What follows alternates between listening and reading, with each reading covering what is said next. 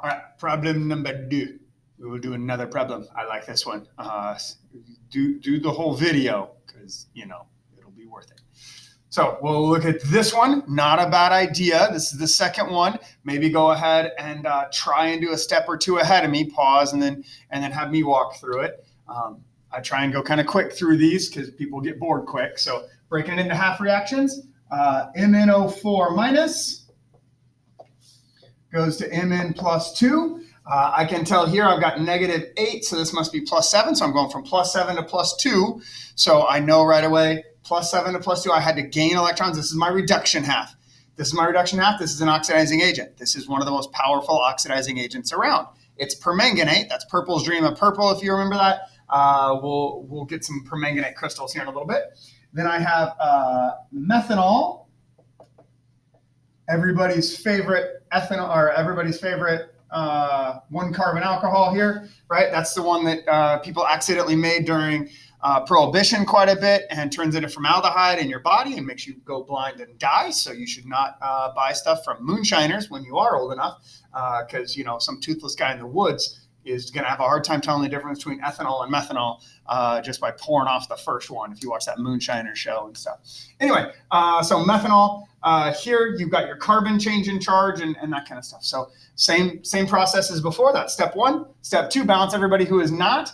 Hydrogen and oxygen, well, that's it there. Everybody who's not hydrogen and oxygen, I've got one carbon here, I've got one carbon here, so we're good there. So then we look at my oxygens with water. So I'm going to say plus 4H2O plus 8 H pluses. Right? Again, a good idea to pause and work ahead of me as much as you can on those things. But there's my 4 hydrogens. There were no other hydrogens, so there's my 8 hydrogens there. So then we look at this guy. We've got oxygens on both sides here, but I am one short over here, so I'm going to do plus H2O. And now I've got 4, 5, 6 hydrogens here, so I'll do plus 6 H pluses. So this time I'll have a lot more canceling than I did in our first problem that we looked at. Now we're going to look at our electrons. I go from here, I had a -8 equals -1. Well, this must be a +7. Here I'm just straight +2. So that is 5 electrons. Those 5 electrons need to go on this side, plus 5 electrons. Here it's the carbon that's changing charge. So we're going to say, well, I've got a -2. I've got a +4 for all of those guys there. So overall, that's a +2. So carbon here must be a -2. Over here, you've got, not plus, you've got -2 and -2. So that's -4. So carbon must be +4. So you're going from a -2 to a +4. In order for that to happen, you needed to lose 6 electrons. Carbon fuels all tend to have charges like this because they're with all those hydrogens, and the hydrogens have negative or positive charges, so that leaves the carbon with a positive charge, and carbon can just do all kinds of goofy things with electrons. But all your fuels, all your methane, ethane, propane, all those kinds of things, octane, gasoline, all those things, you've got carbons with negative charges on them. You burn them, you make carbon dioxide with a positive charge on it, right? So those things are easy to get oxidized, right? This is losing electrons. It is being oxidized. It's a reducing agent, but really this is the thing that's going to drive the reaction to happen. This thing is just easily oxidized, kind of thing there, right? So I've got a big electron thing here. I have 6 electrons here and 5 electrons here. So I'm going to need to get those to a big number, right? To get both of them to be the same thing, 30 is going to be the least one, right? You can't go to 15. You're going to have to go to full on 30. So to get this one to 30, I'm going to multiply it by 6. To get this one to 30, I'm going to multiply it by 5. So I'm going to have 5 H2Os, 5 methanols, 5 CO2s. Let's see, and then 5 times 6 is 30 H pluses. With this one, I'm multiplying everything by 6. 5 times 6 is 30. 6 times 8 is 48. 6, 4 times 6 is 24. So then we start canceling things out. Again, we need to cancel out our electrons. Well, I have 30 electrons on both sides, so the electrons cancel out.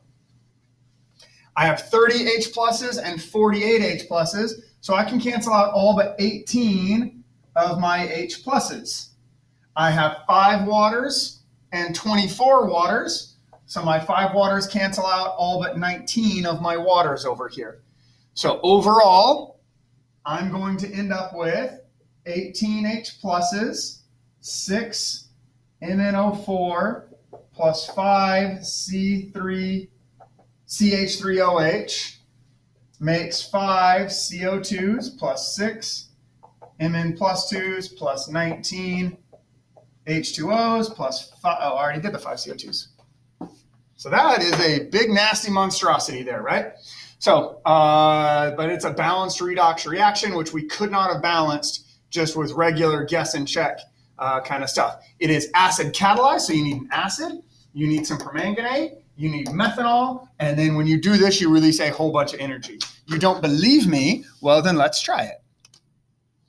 So we've got all the chemicals. We've got concentrated sulfuric acid, so we're not diluting stuff and slowing it down. I've got an evaporating dish that I'll put everything in.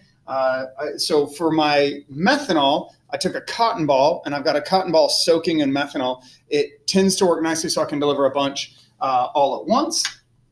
And then the potassium permanganate, right? We don't want a solution of this. We want solid, so it's all in one spot, and it's not dissolved. It doesn't need to be dissolved in water or anything for this to work well.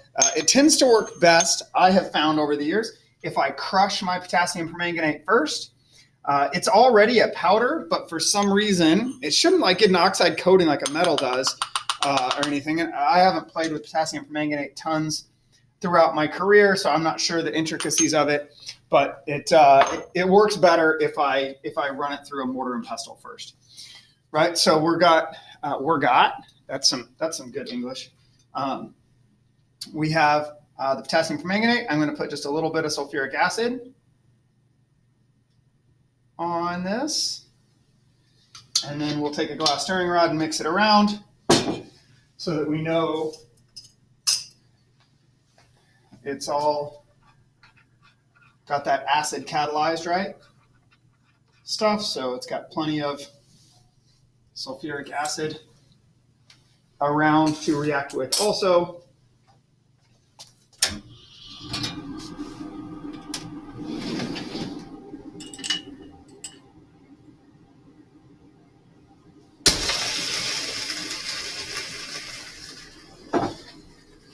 Probably could have been a little more careful with my sulfuric acid there before I drop that in. But nice big pop that does, right? Releases tons of energy. That's electrons transferring and that stuff. The initial reaction is not combustion, right? It's the reaction that we wrote on the board. At this point, there's probably a little bit of combustion going on, but the flames were from the energy release of that stuff. It wasn't reacting with oxygen in the air, which is a normal flame.